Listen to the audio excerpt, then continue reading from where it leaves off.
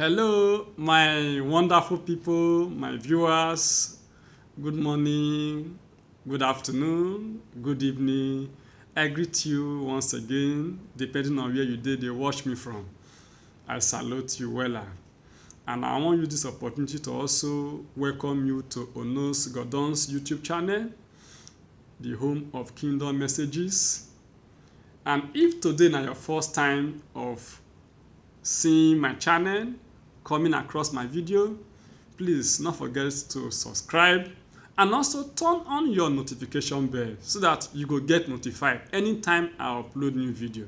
And after you don't watch this video finish, if you find this video interesting, if you go well with you, also remember to like the video and also share the video among your loved ones. And also, if possible, leave a comment down below. So, I come with a very interesting topic when it talks say God is married. God is married. Now, the topic sounds very funny, and that is true. Who God marry? How God take marry? When God take marry? Who be the wife when God marry? Because from the Bible, when we don't study so far, even right from childhood, we know say Jesus na the Son of God. We know say God get pikin, which is Jesus Christ. But when he take marry, because even here on earth, e go hard say person get pikin, e not marry. That is wetin we don't know about marriage of a teen. But now, this topic is saying God is married. So I want make you a little patient to watch this video till the end so that you go fit understand wetin this topic they talk about. And also, the book of Jeremiah chapter 3 verse 14 go still help us understand very well in detail who God married to. So just relax and also turn with me to the book of Jeremiah chapter 3 verse 14. I read, "Return, O backsliding children, saith the Lord, for I am married to you. I will take you, one from a city and two from a family, and I will bring you to Zion." Now God make this statement for this Jeremiah 3 verse 14. Now God na him talk am. And now from this scripture now, this statement when God make, we don't understand say now we human being na God dey talk to. Now we in the talk say in don dey married to. Say for I am married to you. And now we God still dey refer to as backsliding children.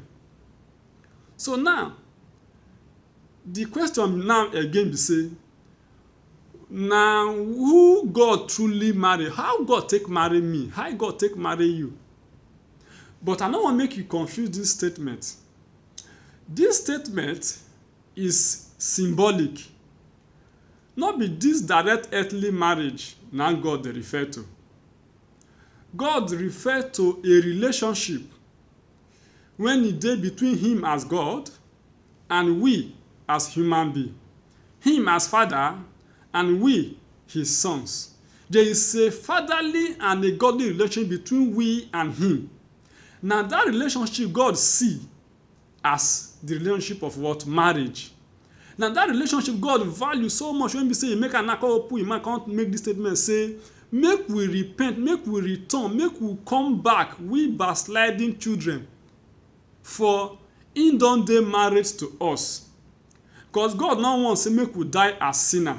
He value us and he value that relationship very well. He no want make we die as sinner because he still talking for the Bible say he no value the death of a sinner. He no dey derive pleasure if sinner die. If a backslider die, God not dey happy. So he even desire say make we repent, make we change, make we leave our evil way, make we begin live righteous life, make we begin live holy life, make we begin live good life. All the small mistakes and errors, all the small lie when we say we don talk mistakenly or unknowingly in the past, he say make we just forget them, make we comot hand for them, make we come back, make we repent, make we begin live good life. Because himself don married to us.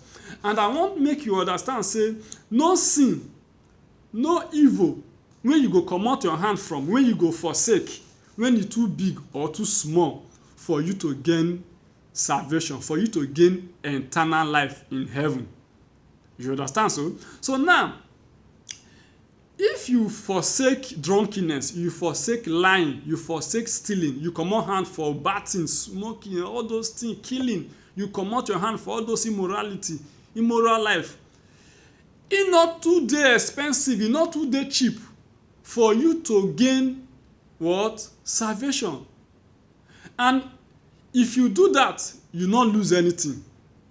You no lose anything. In fact, God even tell us for the book of Acts chapter 3 verse 19 say, if we repent and change and be converted, say a time of refreshing go come to us.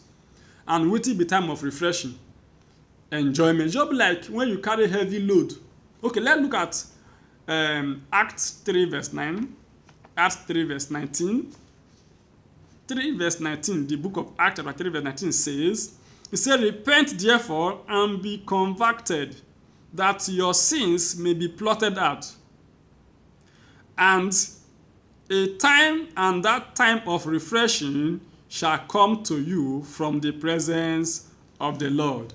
You see, and so, meaning if you leave all those bad things, you forsake them and turn and face God, e go be like say heavy load comot. You know when you carry heavy sin, just be like heavy load wey be say you carry, and the thing dey heavy, you no fit dey waka, you no fit dey breathe.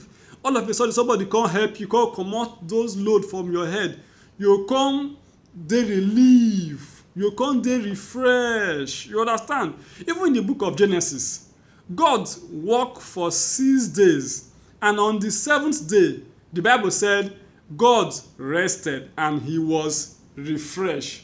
A time of refreshing, a time you say you go gain stamina, you go gain stability, you go gain good health, you go gain strength, you go gain life, you go, in fact, you go come, every time you say you go dey relief.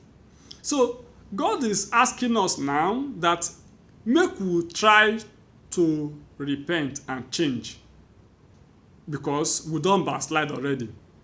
He said if we do so, a time of refreshing will come to us from the presence of God, meaning that eternal life will be our portion at last. And I promise you, by the word of God, you will never regret forsaking any sinful and unworldly life for the sake of the gospel, for the sake of God, for the sake of your salvation. May God give you the grace to do so in Jesus' name. Amen.